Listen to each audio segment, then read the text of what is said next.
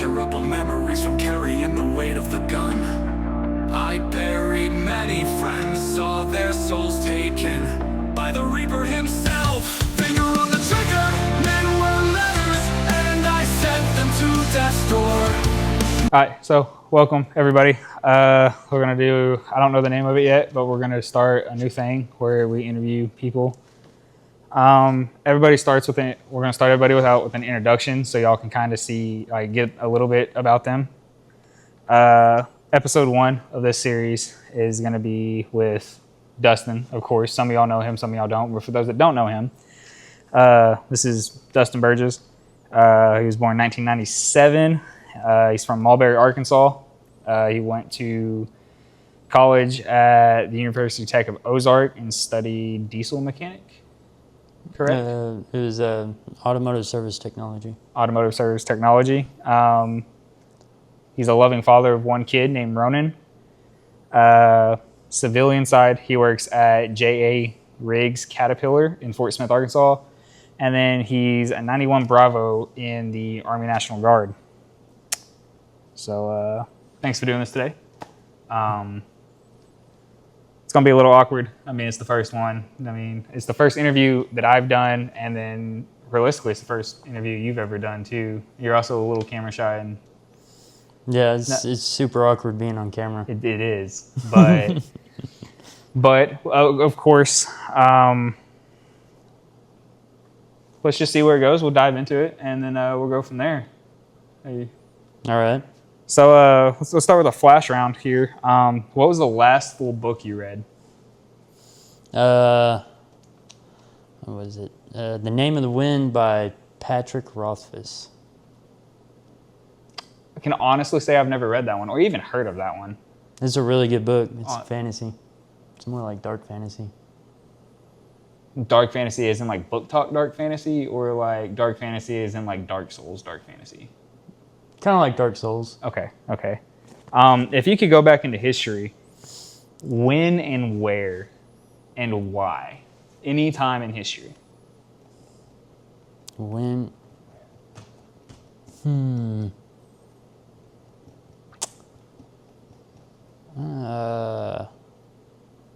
That's a good question. Dang.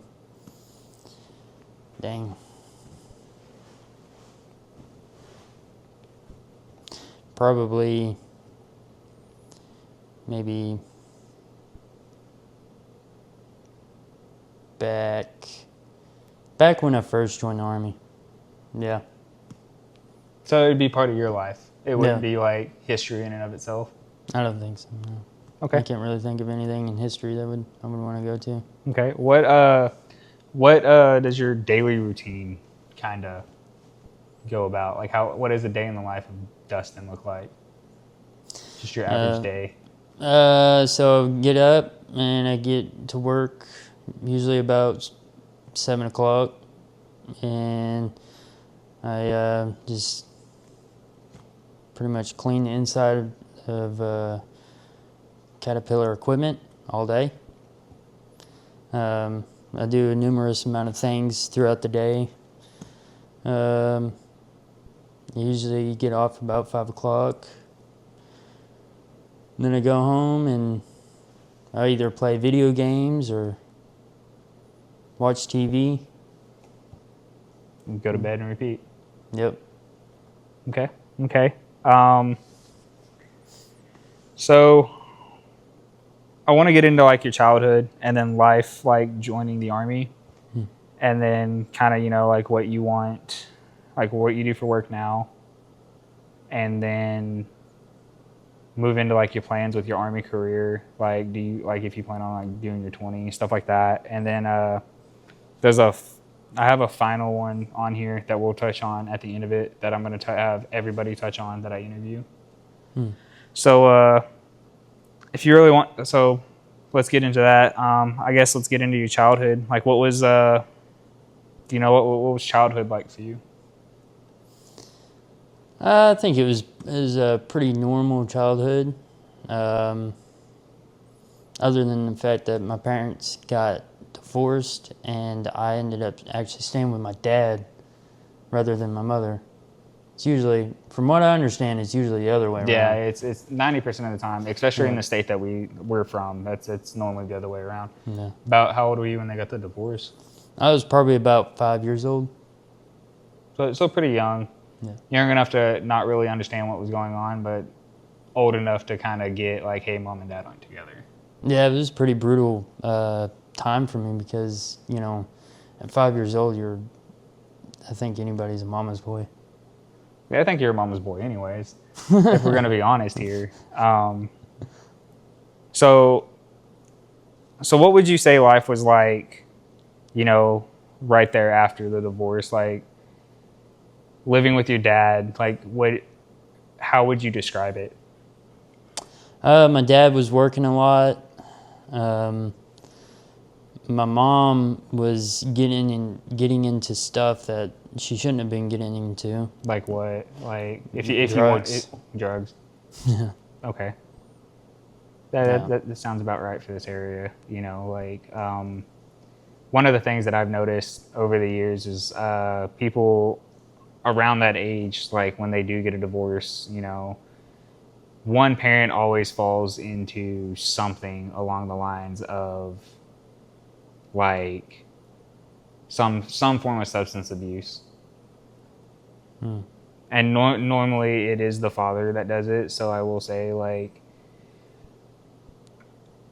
it is, I don't want to say it's a, excuse me, I don't want to say that it's like a select situation that happened to, because 90% of the time, you know, like you see stuff like that happen and it moves into, you know, the father being the one that breaks up and falls down that path.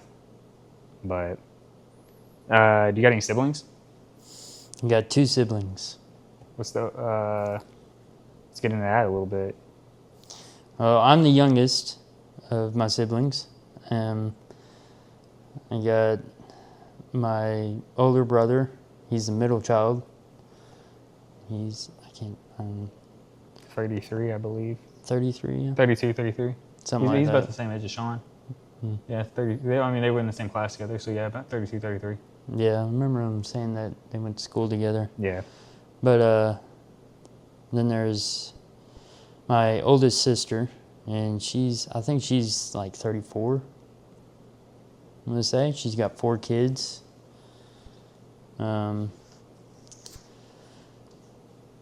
She's doing pretty good for herself, I think.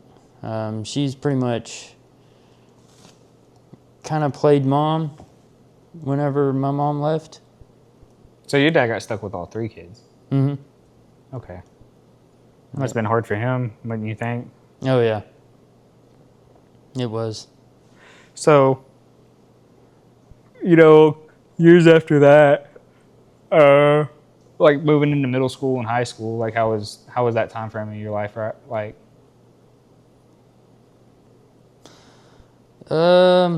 that was a lot of anxiety, I remember. I was a really socially awkward kid. was. Yeah. Still am. Yeah, I was gonna say, buddy, you still are. But I'm not a kid. No, That's the only now you're just a difference. socially awkward adult. Yeah. Weaponized autism right there. But it was a lot of just moving around, going from going from middle school to junior high. There's a lot of moving around, and then from junior high to high school, I was living in Mulberry, and that's where I graduated high school. It was. Did you play any sports? Yeah, in junior high, I played. Let's start at the 6th grade. I think I started playing football for a little bit, and then I got in a 4-wheeler wreck, and I think I tore my ligament or something like that a little bit In your that leg? 4-wheeler wreck. Yeah, right there in my hip bone. Your hip flexor. Yeah. Yeah. And so they got me out of football. After that, I started doing cross country. I started with cross country after my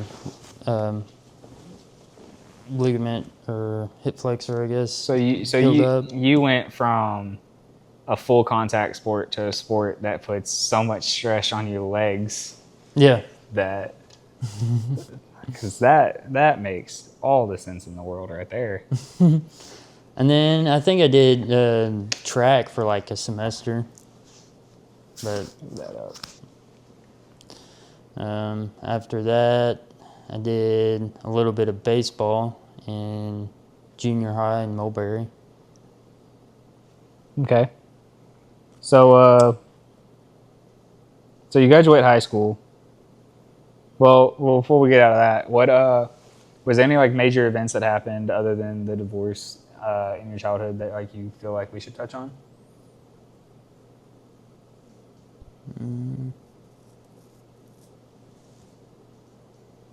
Like I don't think so. Nothing comes to mind. so like you don't think there was anything that like caused you to go down the path of life that you're on now, and like affected your choices for like careers and stuff like that in life? Because I see a lot of I don't want to say similarities, but like you see a lot of people like stuff that happens in their childhood that coincides with like their choices in life. So like, you know, for instance, you see somebody that's like growing up in a really rough household, you know, they either want to do better for themselves, so they move into trying to, you know, be a better person, make good grades, try to, some of them, you know, turn into the little hustler side of things and, you know, get into things that they shouldn't be, you know, drugs, stealing, stuff like that.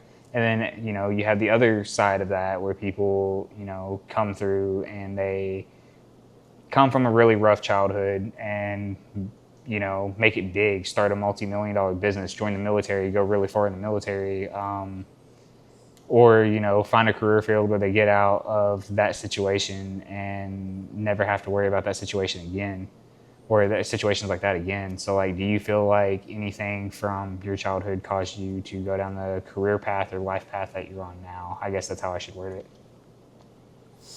Yeah, I mean, you know, my dad's turned wrenches his whole life, so I feel like that kind of led me down that path, and he tried to like deter me from that. So he like at first he didn't really teach me anything about, you know, being a mechanic or a technician. So he could have got me a lot further along than I am already. But I was so hard-headed on, you know, wanting to be a technician just like him, you know, because he's the one that raised me, and You want to follow? I looked up to him. You wanted to follow in his footsteps. So, I guess let's move out from, you know, childhood and then moving into like the college side of things. You know, what led you?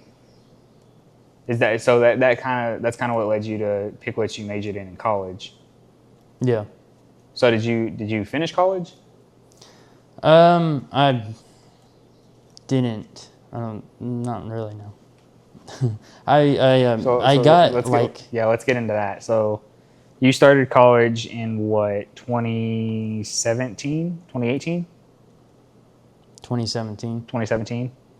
And you went to Arkansas Tech of Ozark, correct? Yes. Okay, so what was the college experience like for you? Because I know everybody has their own, you know, little experiences in college. Did you live the college party life, or were you that kid that stayed in his dorm and played video games all the time? Well, you know, Arkansas Tech University that I went to, it was the one that they have a campus there in Ozark. They don't really have any dorms or anything like that. So there was times when people would we would go on lunch and we would all go out somewhere or something like that. It was pretty much just like work though, and then we all stayed pretty much professional.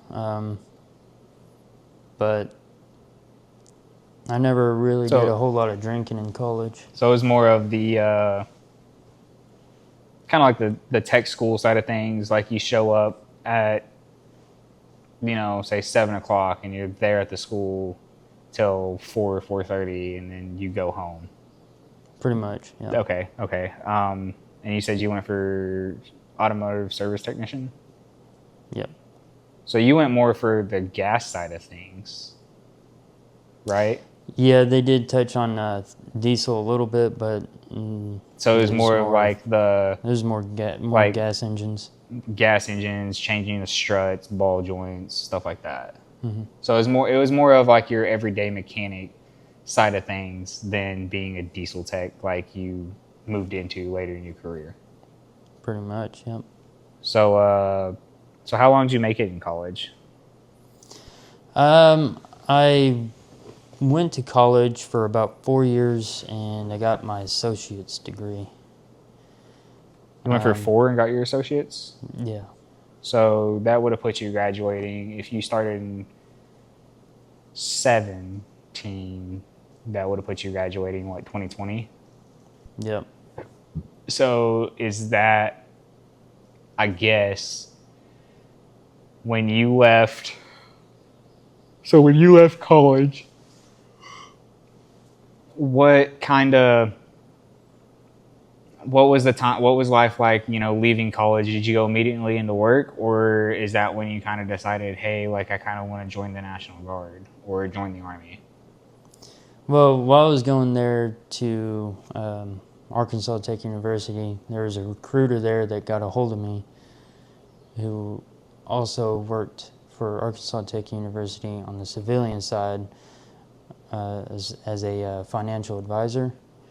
And I'm not sure how he got a hold of me, but he definitely got a hold of me, and he got a hold of you good, buddy. and we got that was, from what you've told me off camera, that was a pretty shitty first contract. Yeah. Yeah.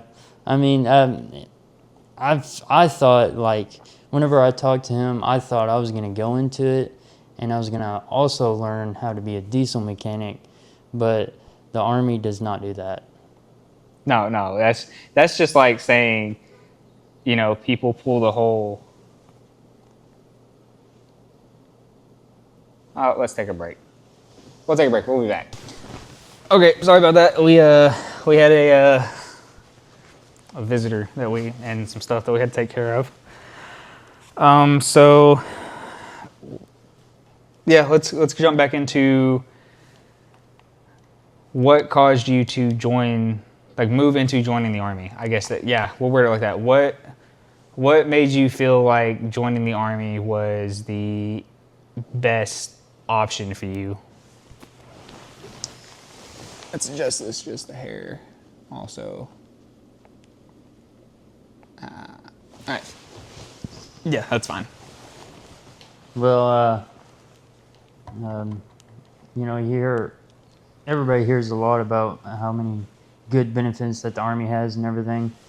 So I was hoping to get that, which I definitely can get that still, but also gain the knowledge and the skills on being a diesel technician. But I found out the hard way that the Army doesn't really touch a whole lot in that whenever they send you to school for that. No, it's from what I've heard about what your AIT was like. It's more of, this is how you keep it running, more than this is how you fix it. Yeah, I mean, it's a lot of they kind of touch on kind of band-aiding it, if that makes sense. Yeah, more putting a band-aid on it so you can get it to the shop and then they can fix it. But it's more of AIT is more of a lot of safety and I remember one of the instructors there told us, "Hey, you'll learn everything on the job," but that's not really true for the National Guard either, because we go to a drill 2 days in the month, 2 weeks in the year, and we have so many other things to do while we're there other than learning how to turn wrenches. But they try to get us to where we can, but I feel like if I would have went active, it would have been a lot easier to get a lot of more on-the-job training as far as Because turning wrenches and you're stuff. there more often than not if you're active, at least. Right. Okay, so let's move into, what was it like, showing up to your first drill, and what, like balancing the National Guard life with your civilian life, having a kid and stuff like that. It was pretty stressful because, like, I didn't know a whole lot about the Army, like, as far as, like, how, like, deployment would go and all that stuff, and I just got around to having, like, a child whenever I first got to the unit, and so it was like, am I going to get deployed or am I not? It was hard for me to tell. So let's back up just a hair. With you being National Guard, a lot of people, when they hear of the phrase "the unit" in the Army, they think of Delta SF. So, what exact unit are you in? So, like, let's specify on that. Yeah, I'm in the 39th BSB Fox Company, which is basically just a maintenance unit that's attached to the 1st 206th. And Which, for those of you that don't know, the 1st 206 is a gun battery for 13 Bravos. They shoot the 155s. They shoot 155. They don't shoot the 777s.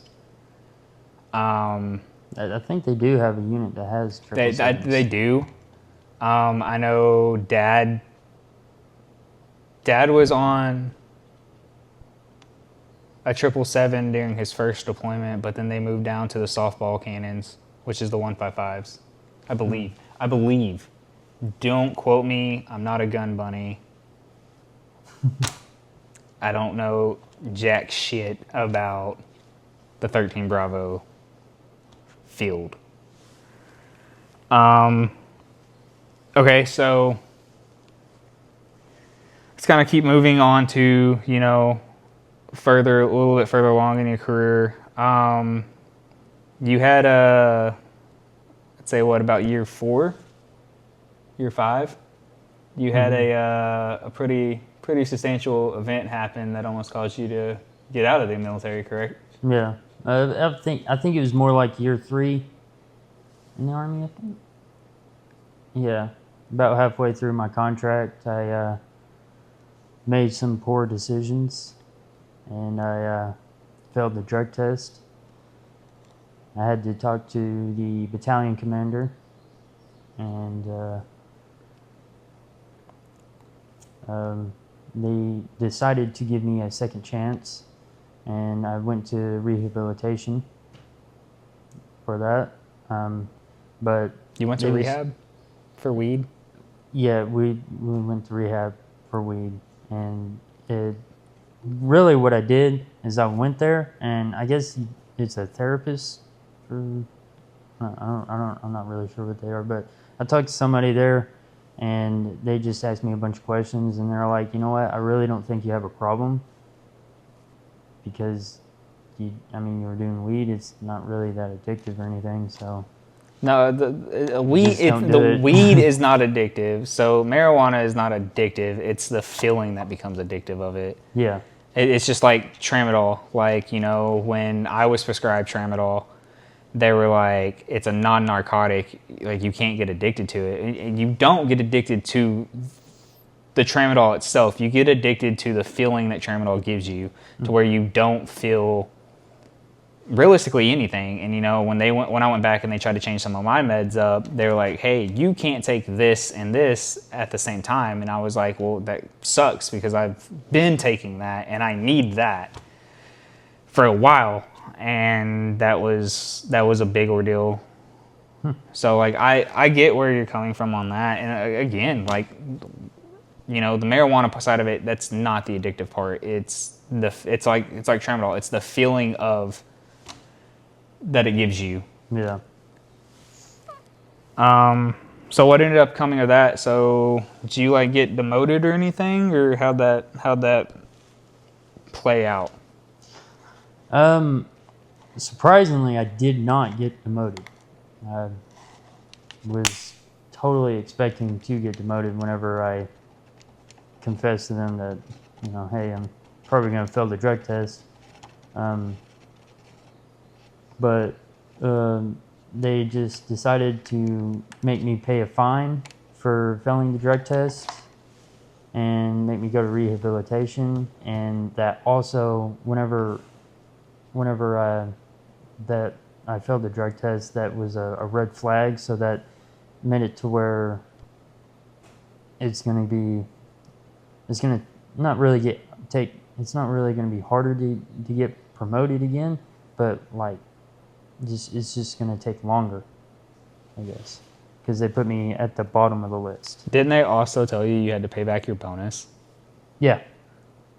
I signed a second contract with the Army recently, and I took a bonus for $10,000, and they counseled me for it because I've forgotten that they told me, like, if you re-enlist, you're not supposed to take another bonus.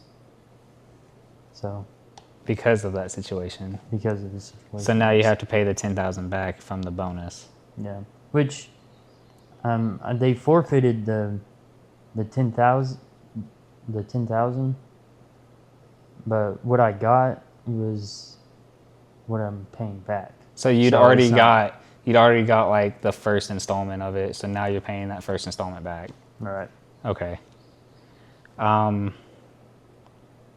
I guess with that, you haven't been on deployment yet. I know you told me off camera they're talking about deploying sometime in 2026. Fiscal year of 2027. So the fiscal year of 27. So do you plan on staying in long enough to make that deployment, or do you plan on getting out before then, or like what's your career plan for the military right now? I guess that's where we can word it. Yeah, so I mean, the last drill that I went to, I talked to my readiness NCO, and we had a pretty long conversation about like what I would want to do in the Army, but put all that in a nutshell, probably like I basically just told him that I want a reason to do at least 20 years. So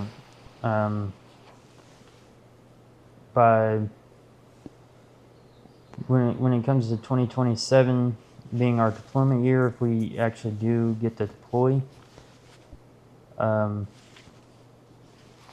not sure how that's going to play out because my ETS is also in 2027. So I might just have to sign another contract early, or. Nah, I'd wait to sign that contract on deployment. Get that tax-free bonus, buddy. Yeah. Deployment money's tax-free, my guy. Yeah. You come home with a decent little chunk of change right there. I think after so many years though, they don't give you a bonus I don't know, anymore. because I know a command sergeant major that said he signed a 6-year contract active, and then he did the 4-year reserve, and then his next contract was still reserve, but he signed for another 4 years. It was either 4 or 6, and he got a pretty decent little bonus on that contract. But again, at the time, he had just became a CSM, so that's a whole nother, like, the whole sergeant major side of the Army is so confusing to me. Because, like, you can have a command sergeant major, but you can have a guy that's the exact same rank that is below that guy. Yeah. And then you can have the sergeant major of the Army, which technically, if you want to break it down, the sergeant major of the Army runs the Army. Like, you might have, you know, during wartime, you know, a 5-star general who's, you know, giving orders to the whole Army. But, like, it's like, oh, okay, so look, so you have General Mattis. We'll go Marines, right? You have General Mattis, who at the longest time was a 5-star general. Was leading the Marines in countless operations and stuff like that. But under that, you know, you had command sergeant majors that were like, no, this is the Marines, this is what we're doing. So that goes back to, like, he might have got a bonus because he was a command sergeant major and he was taking command of a unit. But I really don't know. I don't know. I didn't make it that far. So. Yeah, I'm probably not going to make it that far either. I feel like the conversation that you and me had, you know, a while back about maybe going active would help you further your career. Yeah. But at the same time, I get why you don't want to go active. But, I mean, you want to do 20. You're in this with what? 8? 8 or 9? By the end of this contract, it'll be 9 years. So you're at 9. You might as well at least sign a 2-year contract to get your 11. And then once you're at 11, you might as well do 15. And once you're at 15, you might as well do your 20. And realistically, who knows? You know, you could hit that 10 and they'll be like, hey, look, you've showed, you know, this happened here, but you're here. This is what you need to do to make it here. You know what I mean? And I will say that is one thing that I've noticed about the Army that has gotten so much better over the years is the retention and the way that they want to keep people in, because obviously, I mean, it's 2025, the way the world is and the way America is as a whole. I'm trying to figure out how to articulate my words in the right way so I don't piss people off. The politically correctness of the Army was a big thing on why a lot of people backed out of the Army. And then the standards that the Army has now is pushing, you know, the more leftist, liberal crowd away from being in the Army. And that puts in the cream of the crop that's in the Army that you want to have in the Army. You know, our numbers might be down right now, but we're taking people that you would want to be in a foxhole with if shit hit the fan. So I will say that. And I mean, you know, it's coming from like a leadership standpoint of view. Excuse me. You know, the hoops that you had to jump through in the military to get where you're at, you know, could help you become a better leader when the time arises. See what I mean by that? Yeah.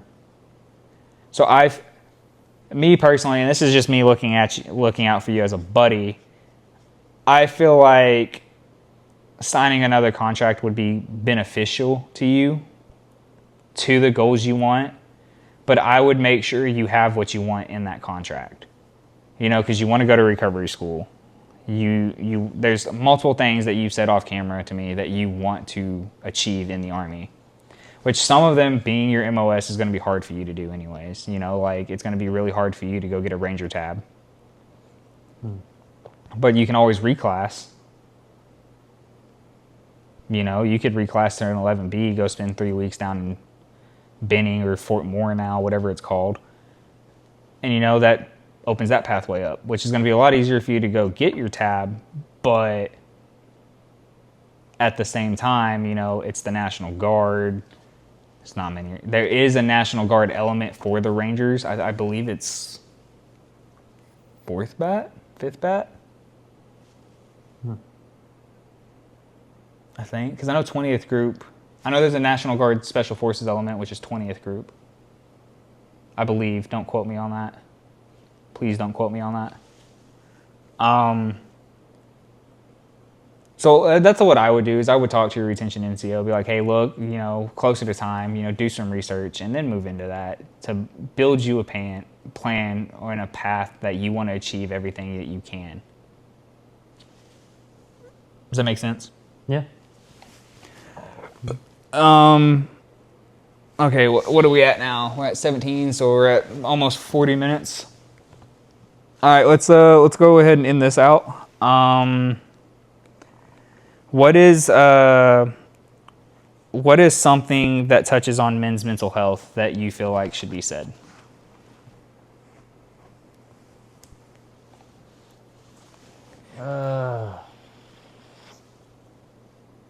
Something that touches on men's mental health that should be said? Yeah.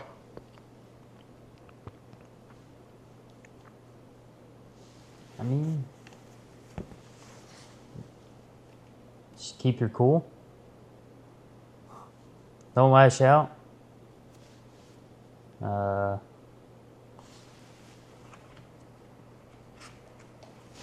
right, is there anything you want to say to privates coming into the military that might see this and might, take some of the things you said into consideration? Is there any advice to the younger generation that you feel like they should hear?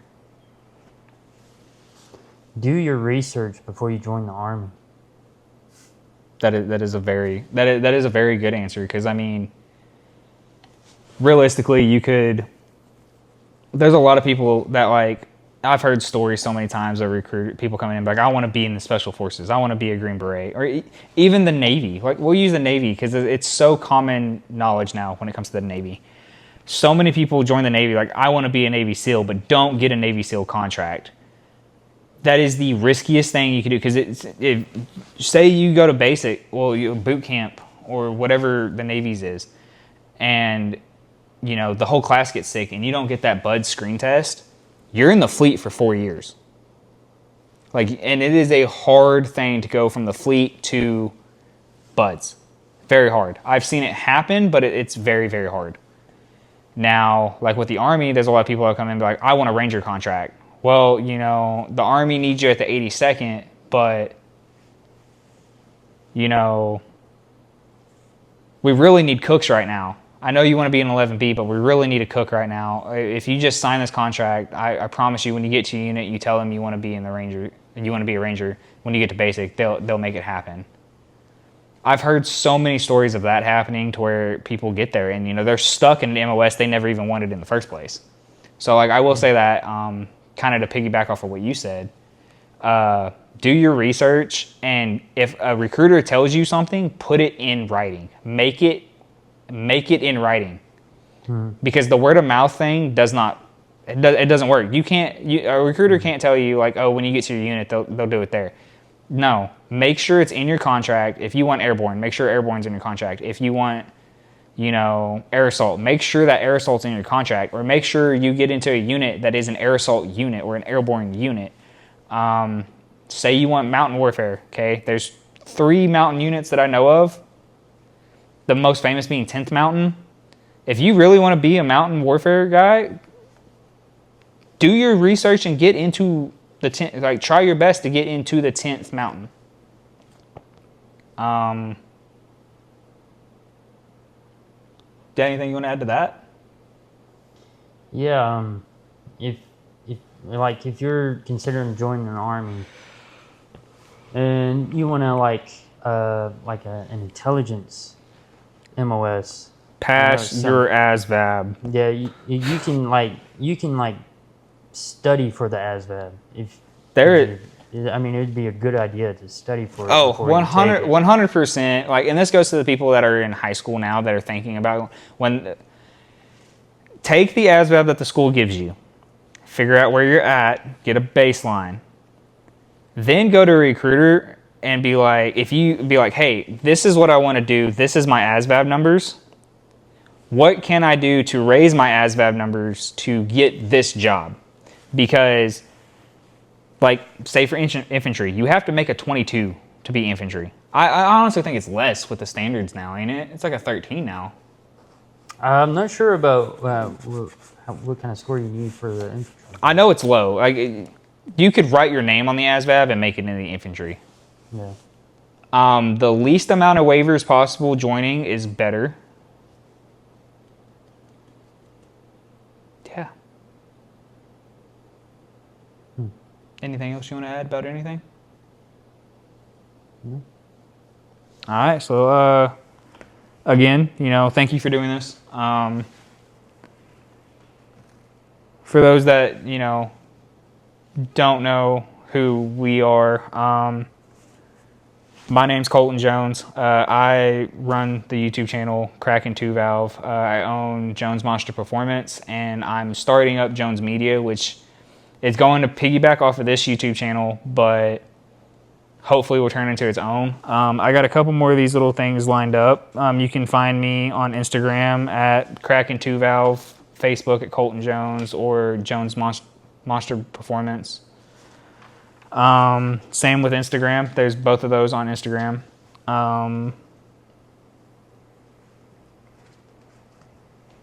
You're not the biggest person on social media, so if you want to look him up, look his name up. Ladies, he's single.